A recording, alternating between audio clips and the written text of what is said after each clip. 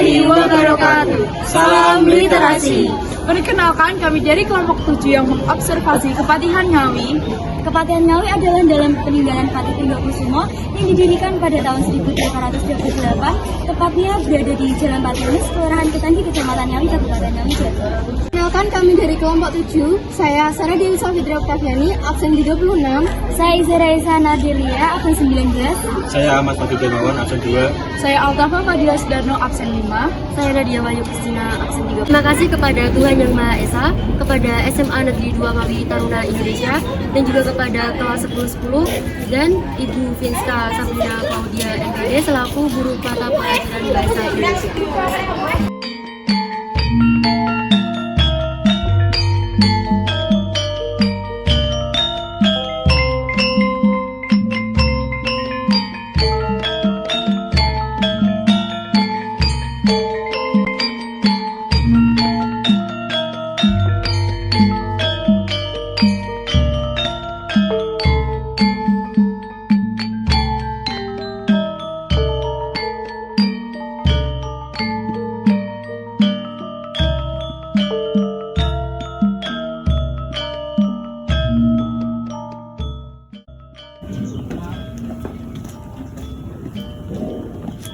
Pendopo Kepatihan Ngawi adalah salah satu tempat bersejarah yang berada di Kabupaten Ngawi. Tepatnya berada di Jalan Patihunus, Kelurahan Ketanggi, Kecamatan Ngawi, Kabupaten Ngawi, Jawa Timur.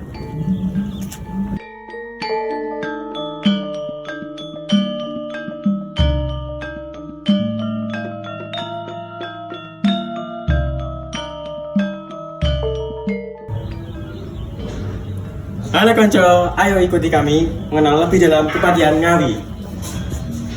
Saya Iza ingin mewawancarai seorang sejarawan mengenai sejarah Kepatihan. Ya, terima kasih. Saya Budiantoro sebagai salah satu pegiat sejarah di Ngawi. Terima kasih atas kehadiran adik-adik semuanya. Selamat siang. Belum menjelaskan apa yang mendasari terbentuknya Kepatihan. Baik, Kepatihan Ngawi yang merupakan tempat tinggalnya Patih Pringgokusumo itu didirikan dalam rangka Patih melaksanakan kekuasaannya ketika beliau mendapatkan tugas dari Mataram Islam di Jogja. Nah, jadi pasca perjanjian Giyanti, Jogja terbagi dua menjadi Kasunanan Solo atau Surakarta dan menjadi Kesultanan Yogyakarta. Pada waktu itu, Belanda memegang pengaruh yang sangat kuat di Mataram. Nah, Belanda meyakini bahwa pemberontakan di Ponorogo itu basisnya berada di Karesidenan Madiun, jadi berada di kawasan Madiun, Ngawi, Magetan, Ponorogo. Itu menjadi para pendukung di Ponorogo yang sangat kuat. Mengapa Karesidenan itu menjadi sangat kuat? Karena kerabat besar di Ponorogo itu berada di Madiun, istrinya asli Madiun, kakak-kakaknya sebagai Bupati Madiun, bahkan putra di Ponorogo itu sejak kecil diasuh di Madiun. Karena kalau di Jogja mendapat ancaman dari para bangsawan di Yogyakarta untuk dibunuh. Bahkan karena Diponegoro dipandang sebagai pemberontak, Diponegoro sempat diusir dari keraton dan baru diberi hak boleh kembali ke keraton Yogyakarta pada masa pemerintahan Sultan Hamengkubuwono IX. Jadi Pangeran Diponegoro dan para pendukungnya meninggalkan Jogja itu sejak zaman pergolakan Perang Diponegoro tahun 1825 1830 sampai sekarang. Bahkan setelah diberi hak pun tidak ada kerabat di Ponorogo yang mau kembali ke Keraton Yogyakarta. Jadi banyak pendukung di Ponorogo akhirnya mengembara di mana-mana menjadi tokoh di berbagai wilayah. Ada yang sampai di Ngawi, di Gunung Kidul, di Madiun dan sebagainya. Jadi sekali lagi pembangunan Kepatihan ini untuk memperlancar pelaksanaan tugas Patih Pringgokusumo di wilayah Ngawi dalam menjalankan pemerintahan dari Mataram Islam atau Mataram Jogja. siapa saja tokoh yang terlibat dalam sejarah kepatian? Baik, jadi kepatian ini melibatkan banyak tokoh-tokoh penting, terutama yang pertama adalah para bangsawan dari Mataram. Waktu itu Sultan Hamengkubuwono yang ketiga sampai kelima punya peran besar di dalam perkembangan Kabupaten Ngawi, dimulai dari berdirinya kepatian itu. Kemudian juga didukung oleh para pejabat lokal di Ngawi. Jadi orang-orang Ngawi pada masa itu mengikuti perintah langsung dari Patih Pringgokusumo. Yang sebenarnya ini kalau dikaitkan jauh ke depan, sebelumnya ini kan Ngawi sudah dikuasai oleh para prajurit dari Mataram. Bahkan mereka ada yang diberi semacam perdikan. Perdikan itu tanah yang dibebaskan dari pajak, karena para prajurit ini dipandang penting telah berjasa bagi kerajaan Mataram. Sebagai contoh, jauh sebelumnya itu kalau Anda pernah ke rumah Joglo di sebelah barat rumah sakit umum, itu adalah salah satu tokoh penting dari kerajaan Mataram yang dipandang berjasa dalam menyingkirkan pemberontakan dari kawasan Brangwetan. Brangwetan itu maksudnya dari Karesidenan Madiun, Ngawi, Magetan, Ponorogo, Pacitan itu. Tetapi disebut-sebut yang rumah Joglo itu lebih berpihak pada Mataram Solo. Nah itu nanti bisa menjadi peluang untuk kalian semua gali lebih dalam, karena Ngawi ini memiliki banyak sumber sejarah, tidak hanya sejarah-sejarah modern, tapi berawal dari sejarah kuno, bahkan pada masa pra-aksara, dimulai dari Trinil itu.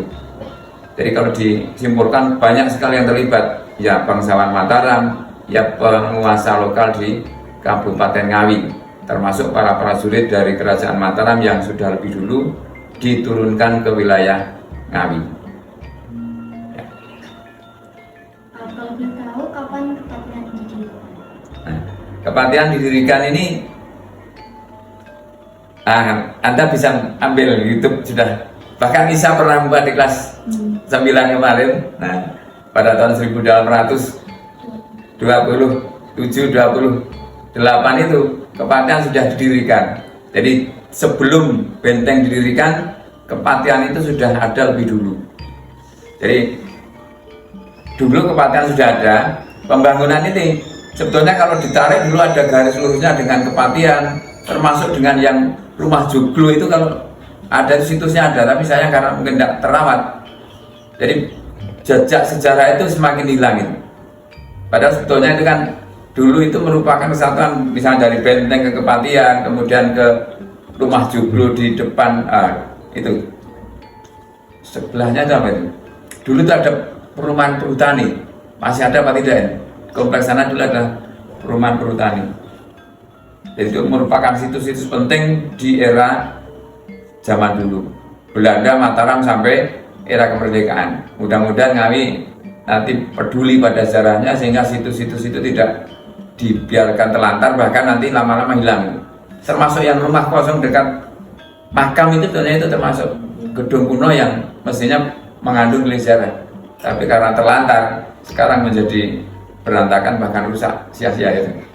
Mudah-mudahan dengan dibangunnya benteng nanti ada perhatian lagi, itu menjadi Banduman yang cukup bersejarah.